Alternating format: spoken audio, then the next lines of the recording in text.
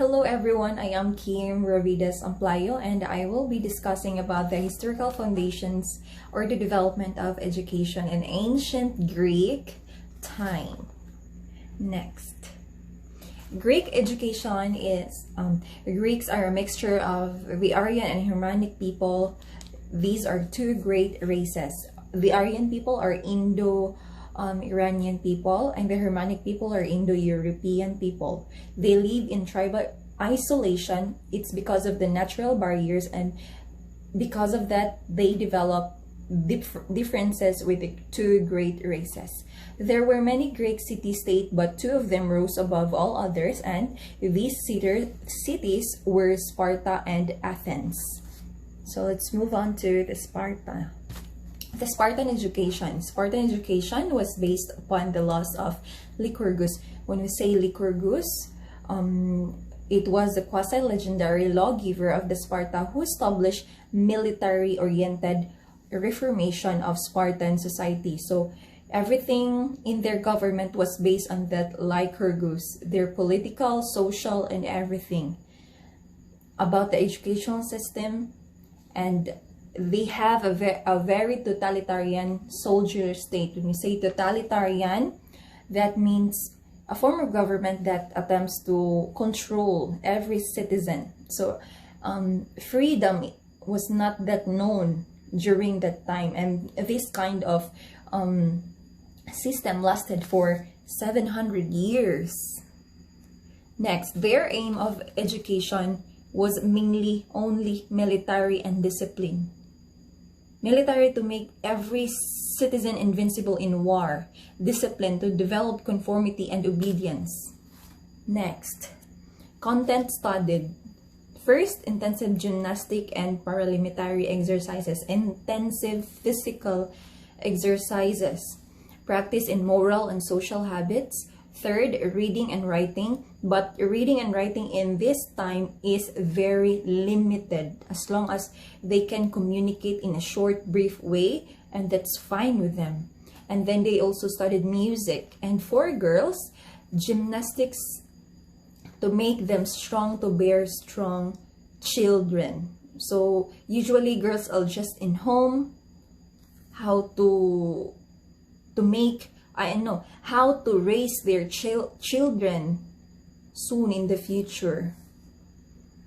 Next. For the Athenian education, ancient Athens was leading the cultural center of the Greek world. So it is the birth of the Western culture, the Western civilization. So many of the most gifted writers lived there. And then they also wrote works of drama, history, lyric, poetry, philosophies. And then education was supervised by the state, although education was not compulsory. Next, their aims of education. First, good citizenship, individual excellence, man-centered development, having many great qualities individually. Next,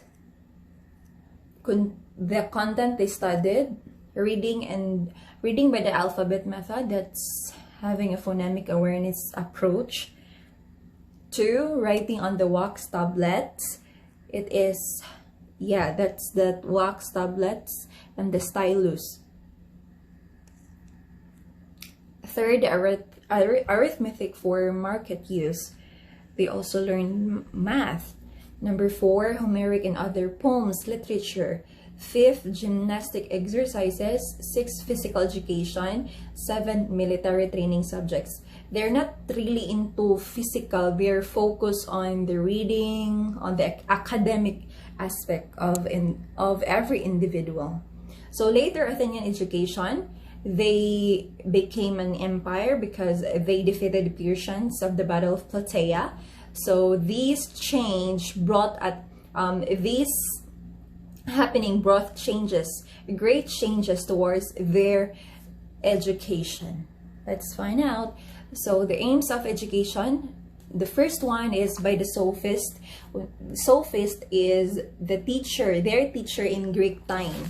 So for the sophist, pragmatic and utilitarian. When you say pragmatic, It is teaching based on the practical considerations, conditions, or in a real scenario. And utilitarian, that means having a common good, not just for yourself, but for everybody.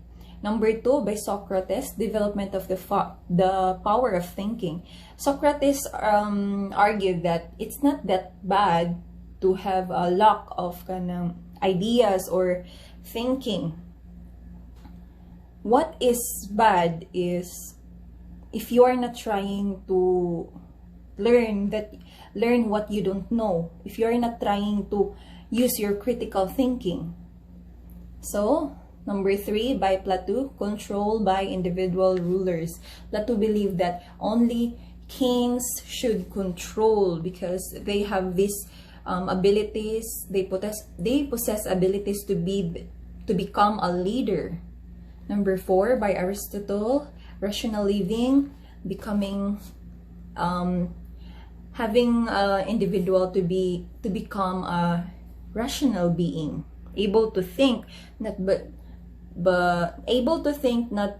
because of their feelings, but able to think on the principle that guides them. So these are the content studied with these 4 levels: lower elementary, higher elementary, secondary, and the higher level. These are the outstanding contributions to education and humanity. First, the Socratic method. It's a cooperative dialogue with 2 individuals using question and answer, just like a debate. And second are the great world philosophers, Socrates, Plato. Their works are really had a great impact to us. Number 3, the Euclidean geometry. It is the study of the plane and solid figures. And the fourth one is the arts and classical literature, also great contribution. That's all for my report. Thank you for watching. Have a good day.